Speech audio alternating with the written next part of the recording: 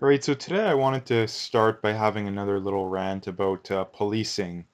And this is one of the biggest topics in the news these days. And this isn't something that's just American, this is also something very big in the news in Canadian news as well. We've seen many cases of it in Canada. Again, as usual, many of them being not actually cases where the police did anything wrong. The mainstream media just spun it to look like that. But again, the main point being here is up here is a video. I'm not going to play it, but you can go look it up if you want. But basically, a guy has a knife and he's coming at the cops. Um, the cops shoot him, apparently hitting him in the leg. Um, which he goes down. They assume everything was all good to go and whatnot. Um, and a different cop goes up to him. I believe tries to tase him. I'm not sure if it worked or not, but long story short, the guy proceeds to put the cop in a headlock, um, and the other cop shoots him. Again, that is the problem with this kind of stuff is that. And first of all, this guy's white, so the reason why it's not in the news, obviously, is this guy's white. But the first thing to point out is that we're at the point in society to where we have a very large percent of the population that, well, if this guy was black, that wouldn't think that this is a justified shooting. And this is the problem that these people. I mean, there's many problems. The first and obvious one being that bothers me the most because, you know, full disclosure, I'm not a big fan of the way policing is done either, but not in the same way that the BLM crazies would say. I'm more against it in the fact that we should be more worried about violent crime, less worried about the non-violent crime. I mean, the fact that they're coercively funded. I mean, all that kind of stuff is stuff that I have problems with, but this kind of stuff I don't. Because here's the thing, cops aren't paid that well. Cops are paid maybe a little bit above a median salary. I think in Canada, RCMP is probably what, like 70, 80 grand, maybe a little bit more as you get more experience or if you get promoted, but cops really are not paid that well. And that's the thing is that this is the thing, people are like, oh, cops need to be held to a higher standard. Well, this is the problem that these people want cops to be held to such a high standard that why in the world would that no one would want to be a cop if they were actually held to that standard. People say, well, why are you against holding cops? Like, no, I'm perfectly for punishing cops that genuinely are guilty. The problem is that these people want to literally lynch cops that did nothing wrong, or at the very least, we don't have the full story. I mean, George Floyd, we didn't have the full story, but I'm sure if you'd have polled these BLM people, 90+% of them would have been, yep, throw him in jail and, throw away the key kind of thing. Same thing goes for Jacob Blake, even though that one was clear from pretty much day one that was justified. But nonetheless, that is the problem. Like, that is the problem that and that's the other thing too, that these people, like, they want to hold cops to such a high standard that they literally can't even use lethal force on someone who literally could be within seconds of killing them because they have a deadly weapon. They don't think that that's just like that's how high of a standard they want them to be held to. But that's the problem, is why in the world would you want to do that for 70, $80,000 a year? That you have to deal with violent criminals who have deadly weapons, who are within seconds of using them on you or attempting to use them on you, and you're still not allowed to shoot them. Like, why in the world would anybody want to do that? And that's the thing that really bothers me with these people, is they shove it down your throat like millions of times. It seems that, oh, you don't know what it's like to be black in the States or Canada or wherever. And um yeah, that's true, but you also scream it from the rooftops over and over again. So yeah, we're relatively aware of what it's like, because you've been screaming it from the rooftops. So, but the problem is that, have you ever took 5 seconds to put yourself in the cop's shoes? No, they clearly haven't, and that's what really bothers me. Like, that's what really bothers me is you can't hold cops to such a high standard that no one would want to be a cop. It has to be a reasonable standard. And this is the other thing too, that if people have deadly weapons and they refuse to comply, I don't care what happens after that. If you have a deadly weapon and you refuse to comply with lawful orders, you've given up your ability to live, or at the very least, ability to be presumed innocent, right? Like, this is the thing with Jacob Blake is, oh, you know, um, cops shouldn't be judge, jury, and executioner. Well, when you violently resist arrest and have a deadly weapon on you and more than likely attempt to use it on them, that's pretty much a confession of guilt, and therefore I could care less. Like, I could care less. So that's the thing, and then that's the other thing too, is that these people expect cops to be held to a standard that's like infinite amount of times higher than it currently is. But yet you point out that the vast majority of these people that get shot are people who resist arrest, usually quite violently. They oftentimes have weapons. It's like, if you just didn't resist arrest, like, the chances of getting killed go down mightily.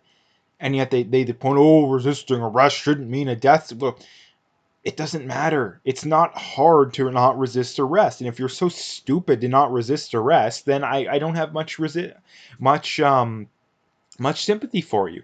And this is the thing too, no lawyer will tell you to resist arrest if you're innocent. Like, find me a lawyer who tells you, yeah, if the cops try and arrest you and you're completely innocent, violently resist arrest. Like, no lawyer is going to tell you that. Again, so these people are just absolutely insane. And it's like I say, it's not that I think cops are perfect. We should attempt to increase the quality of policing. Or at the very least, I mean, this is the thing too, is that you have a lot of people that want to just outright get rid of it altogether. And this is the problem too, is you try and talk to people and they immediately assume that their worldview of what defund the police means is the same as everybody else's, right? Like, they immediately think that. But the problem is the spectrum of defund the police goes along. There's a pretty good amount of people that literally want to completely get rid of the police, no police whatsoever. And then there's people that their idea of defunding the police is like, let's take like 5% of their budget and reallocate it to whatever, right? Like, but that's a massive spectrum. And the problem is, you try and debate with these people and they think that whatever their worldview is, that's what everybody else in the movement's worldview is, but it really isn't, right? It really isn't. And the problem with this movement in general is that um, the more radical people are the ones that are having their voices heard more and more, right? Like, it's not the reasonable people that are having their voices heard the most. It's the most radical, right? So that's the problem, is that whenever it comes to these movements, I pretty much immediately default to what is the most radical of, ideas of the movement, because those are the ones that are gaining the most traction, right? Like, it's not the people that, we just want tiny tinkerings to the way police are doing. Those aren't the people that are getting their way. It's largely the let's defund or let's get rid of half the budget kind of people. Those are the ones that are getting their way. So that's the other thing I wanted to bring up. But it's like I say, I don't think policing is done perfect. I definitely think there could be improvements done to it. I don't like the way that they're funded. I don't like the way that they oftentimes defend and enforce draconian laws. I really can't stand that.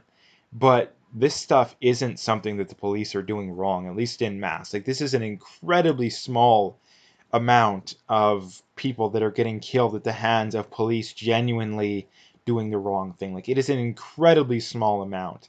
And this is the other reason too that that this movement is wrong. That I've seen people go do interviews like at these protests, and a lot of them times are not the riots, the ones that actually are peaceful. And they ask people, and they're like, "How many people, unarmed blacks, do you think are killed by cops every year?" And people are guessing like 500, 1,000, 2,000. That's like the average guess was like 1,000 as far as I remember. And the reality is, it's like 10 to 15. And this is the problem, is that these people live in such an echo chamber that they genuinely believe something that is literally exaggerated like 100 times. They think it's literally like 100 times worse than it actually is. And I just can't take people seriously when they actually believe that kind of stuff, because they're basically confessing that they live in an echo chamber, and they refuse to acknowledge opinions that differ from their own. Like, they refuse to acknowledge them. They refuse to even entertain them. So anyway, and not to mention too, to have a worldview that's that skewed, you genuinely have to actively um, refuse to seek out, and like genuinely, like, it is actually hard to not come across worldviews that differ from your own when your worldview is that skewed. Like, it's genuinely hard. So that's the other thing to point out. But the next thing I wanted to point out is from Andy Now here. Rochester, New York, BLM riders swarm a restaurant and knock over dining tables. And this is exactly what I've been saying for quite a while now. These people are going to continue to get more and more crazy until people finally stand up against them, because they don't really want anything. Like, they do have the whole defund the police and racism garbage that they spout off about, but again, they don't want to get rid of the police. They just want to either be the police or control the police. I mean, you look at the whole CHOP thing, right? They didn't. There wasn't no police. They just were the police, right? So that's what they want. And when they get control of that, they're just going to enforce their draconian ideology on other people. I mean, you've already had the BLM organizers in, what was it, Louisville, I think, that are like, yeah, you gotta going to businesses, and they're like, yeah, we're gonna make you pay a 1.5, or I don't remember exactly what it is, but they're gonna, yeah, you're paying a tax to us on all your revenue. You're paying a tax, like literal mafia tactics. And if these people get their way, that's what they're going to do. And this is the problem too, is that they view it as, oh, it's reparations. The problem is that no amount of reparations will fix the problem. Like, at least in their mind, no amount of reparations, no amount of anything will fix the problem, because when these people smell blood, they keep going until there's no more blood. And if they get their way, the time where there's no more blood is if the entire country is destroyed, like literally.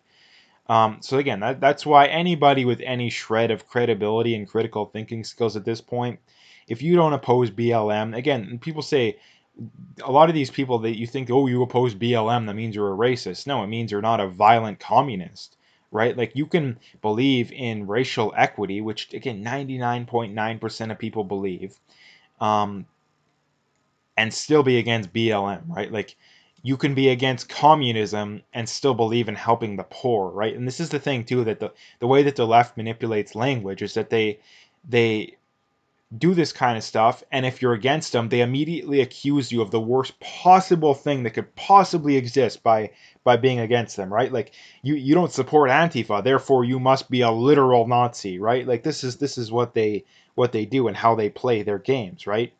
So anyway, like I say, this stuff's going to keep getting worse and worse. They're already showing up to people's houses. They're already disrupting people in public. It's going to keep getting worse and worse until people stand up. And I think this is the biggest problem, is that it's looking like Trump's going to win right now.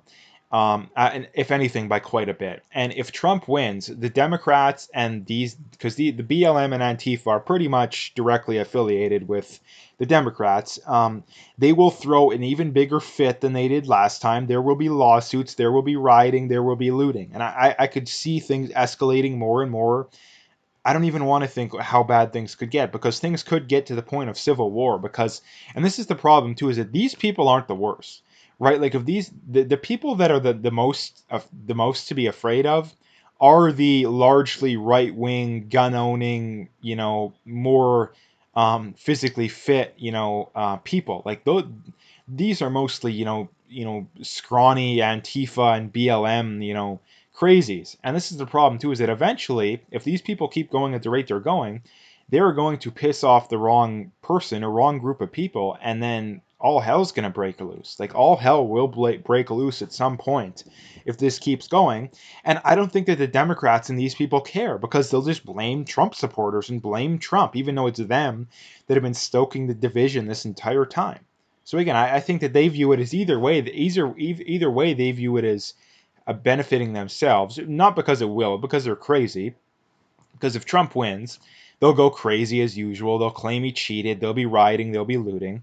And if they win, which I think is unlikely, they'll still be able to complain about Trump and all this kind of stuff. Because if they win, they'll get a handle on all this kind of stuff, and they'll be like, "See, it was all Trump's fault," even though they refuse to allow Trump to do anything to prevent it, right? So it's a win-win in their mind.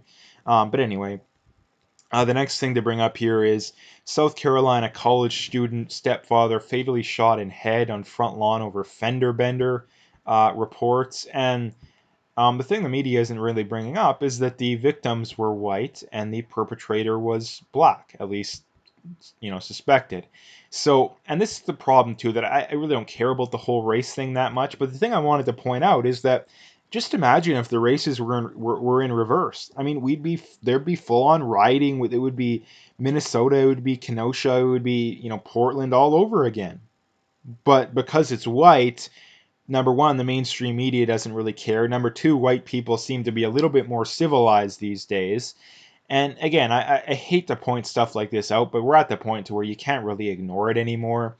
Um, why do we put up with this as a society? Like, seriously, why do we put up with it? I don't get it, but the mainstream media views it as good for ratings to stoke racial tension, so they're going to do it all day and all night. Um, the Democrats need to have a very high percent of the minority population to get elected, so they push this kind of garbage. And not to mention, too, the left these days is pretty much centered around identity politics. That's why they kind of focus on that. But again, this craziness is going to keep going until people finally wake up. And the last thing here is from Tony Heller, and he says, I'm increasingly convinced that the press is working to make the most broken and dysfunctional time in human history. It is all lies and all time from them. And that is a good point. Like, I think that's a very good way in putting it. In that the mainstream media, um, I don't even know if their ratings are up. I mean, I know a lot of them are, but I think they view it as a time as, hey, a lot less people are working. There's a lot of craziness going on in the news. We have one of the most hotly contested, not because it's very close at this point, I don't think, but it's still one of the most hotly contested presidential elections in a long time. And they're just capitalizing on that by just sowing as much division as they can and being as biased as they possibly can. Like, I mean, it's good for ratings. It's good for, I mean, at least to some degree, but it's not going to work out in the long run. And this is the problem, too, that either the mainstream media is incredibly incompetent or they are genuinely evil. And I'm not saying everybody who works at these, the CBCs and the CNNs of the world are evil, but some of them definitely are. Like, some of them definitely are. And I think the more powerful that the person is, the more prominent the person is, the more evil they are. Because I don't think you can willing to argue that these people have gotten to the point to where they're gotten just by stumbling over banana peels and stuff like the entire time, right? Like I don't believe that. So I kind of have to default to, yeah, they're just crazy people who are rather evil. So anyway, that's kind of the last thing I wanted to bring up. But make sure you hit that like and subscribe if you haven't already. Make sure you follow me on Twitter, on BitChute, and on Parler. All those links are in the description, so you can find them all there. And stay tuned for more.